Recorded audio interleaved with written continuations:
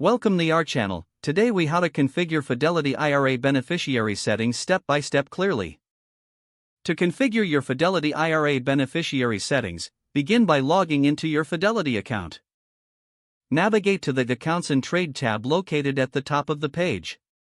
From the drop-down menu, select Beneficiaries. Choose the IRA account for which you want to add or update beneficiaries. Click on the Edit button next to the current beneficiary information. If you haven't designated any beneficiaries yet, you will see an option to add a beneficiary. Fill in the required fields with the beneficiary's personal information, including their name and relationship to you. You can designate multiple beneficiaries by selecting the Add Another Beneficiary option. Once you have entered all the necessary details, indicate the percentage of the account each beneficiary will receive. Review your entries carefully to ensure all information is accurate. After confirming the information, click on the Continue button. You may be prompted to review the beneficiary designation summary before finalizing. Once satisfied, click the Submit button to save your changes. You will receive a confirmation message indicating that your beneficiary settings have been successfully. To ensure everything is correct, revisit the beneficiary section after a few moments. Your Fidelity IRA beneficiary settings are now configured, providing peace of mind for your future planning. If the page does not load, refresh the browser or try again in a private or incognito window. Make sure you are using the correct email address, then retype it carefully to avoid small typos.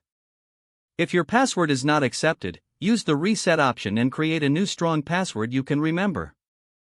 Check your spam folder for verification or security emails, then complete any requested confirmation steps.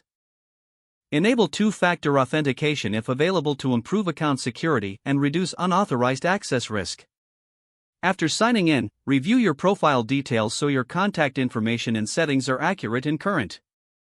If you see an error message, note it down and try again after restarting your device and internet connection.